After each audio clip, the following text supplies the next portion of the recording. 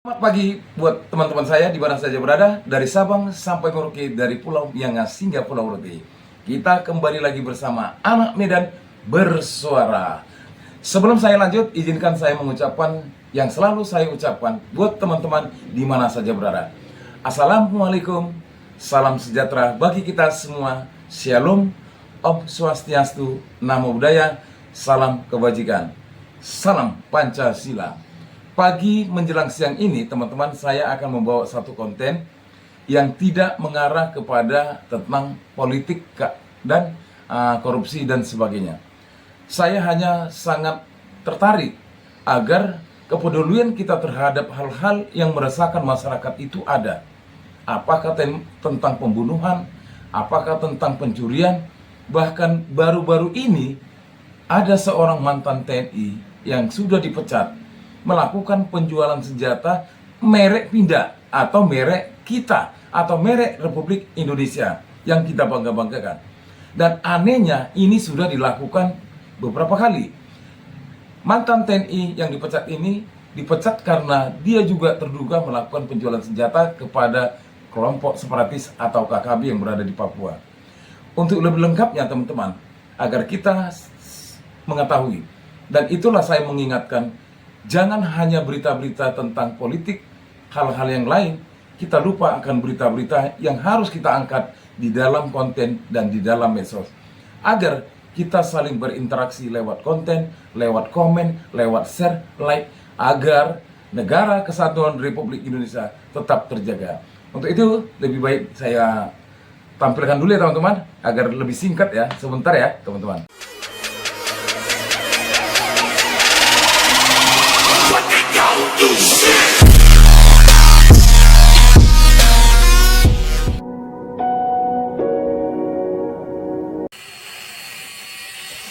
Polisian menyita 6 pucuk senjata api dan ratusan amunisi senilai 1,3 miliar rupiah dari seorang bekas prajurit TNI yakni Yuni Enumbi.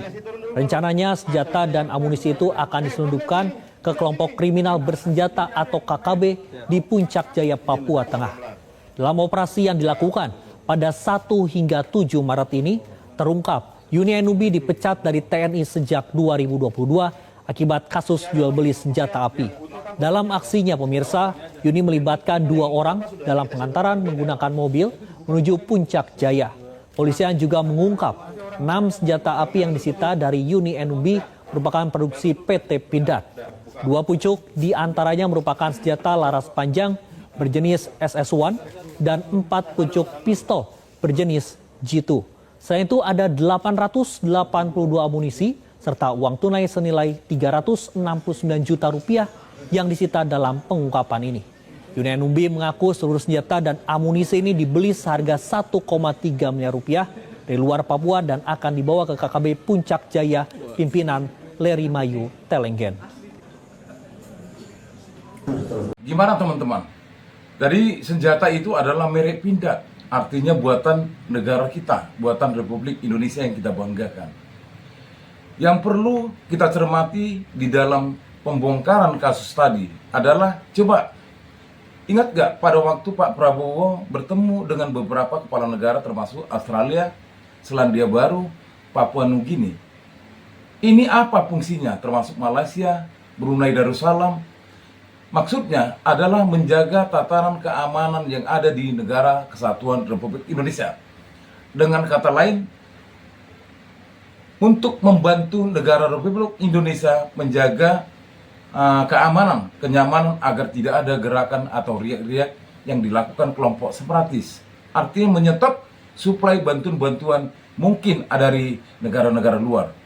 Tapi ternyata yang kita sanksikan, kenapa bisa ada senjata dibeli dari, ya katanya ini buatan Pindad. Artinya ada kerjasama yang bukan hanya 1-2 orang. Untuk itu pesan saya dari Anak Medan Bersuara kepada Bapak Presiden Pak Prabowo, begitu juga kepada Bapak Panglima TNI, agar menyikapi hal ini karena ini sudah sering terjadi. Coba sahabat-sahabatku di mana saja berada, kalaulah misalnya TNI Polri, salah seorang personil TNI Polri tersebut tertembak dengan senjata buatan kita sendiri. Siapa yang tidak menangis? Yang selama ini kita menuduh negara lain bekerja sama, yang memberikan katakanlah bantuan-bantuan, amunisi dan sebagainya. Tapi ternyata, seperti yang dikatakan oleh Bung Karno, pada saat zamanmu nanti, yang kamu tidak tahu, musuh itu adalah saudaramu sendiri. Pada saat zaman kami, kata Bung Karno, kami tahu mana musuh dan mana kawan. Karena musuh kami itu selalu hidungnya mancung. Artinya kita tahu.